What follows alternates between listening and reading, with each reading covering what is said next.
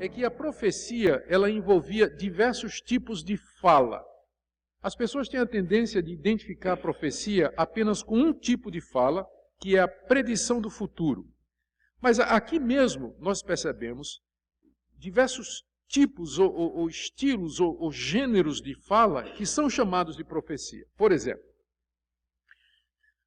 está dito aqui, no verso 67, Zacarias profetizou, e aí ele diz, verso 68 e 69, Bendito seja o Senhor Deus de Israel, porque visitou e redimiu o seu povo e nos suscitou plena e poderosa salvação na casa de Davi, seu servo. O que é que tem de profecia, o que é que tem de predição do futuro aqui? Nada. Mas é uma profecia. O profeta era o homem da hora, era alguém que interpretava os acontecimentos e as circunstâncias para entender a mão de Deus. E Zacarias aqui, cheio do Espírito Santo, cheio do espírito de profecia, ele interpreta o nascimento do seu filho, João Batista, como sendo o cumprimento daquele plano que Deus havia estabelecido de trazer redenção e salvação ao seu povo. Não é que essa salvação viria através do seu filho, mas ele era o precursor do Messias. Então ele bendiz a Deus por isso. E ele fala inclusive no passado, Deus visitou, redimiu o seu povo e suscitou plena salvação, e isso quando Jesus nem tinha nascido ainda. Mas o profeta estava tão certo daquilo que Deus ia fazer, que ele falava destas coisas no tempo passado, como se já tivesse acontecido.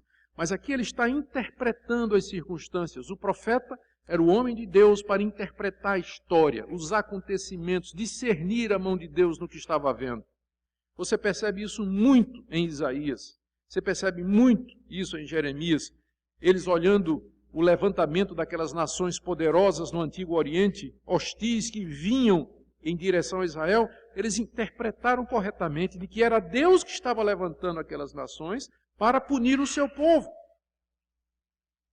O profeta Ágabo, no Novo Testamento, o que ele faz? Ele interpreta, as pessoas pensam em Ágabo apenas em termos de profecia predictiva, mas ele entende, ele sabe que Paulo está sendo procurado pelos judeus para matá-lo. Ele sabe que Jerusalém é o foco de resistência de Paulo.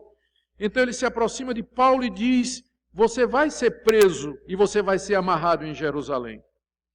O que não era tão difícil de perceber, porque era lá que havia aquela resistência tão grande ao cristianismo. Era lá a sede dos opositores. E Paulo era o principal pregador. Então, a profecia, ela incluía, primeiro, uma análise da situação e um entendimento dos fatos à luz da vontade de Deus. Não era só prever futuro, mas entender o presente.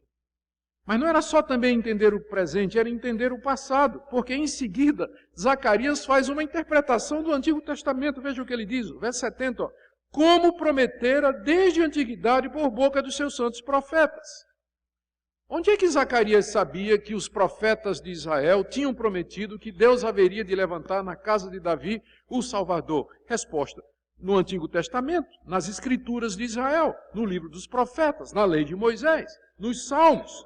Toda aquela literatura que já estava disponível naqueles dias. Então, Zacarias não somente está interpretando o presente, Deus está cumprindo o que prometeu, mas ele também está interpretando o passado, ele está interpretando a Escritura, dizendo, isso é o cumprimento daquilo que os profetas falaram. Até aqui nada de futuro ainda, né? Você está vendo que o profeta, que a profecia, ela era e é, o profeta é aquele que interpreta a vontade de Deus, à luz dos acontecimentos e da revelação de Deus, da palavra de Deus. É um homem da hora, por isso que ele exorta, ele edifica, ele instrui, ele adverte.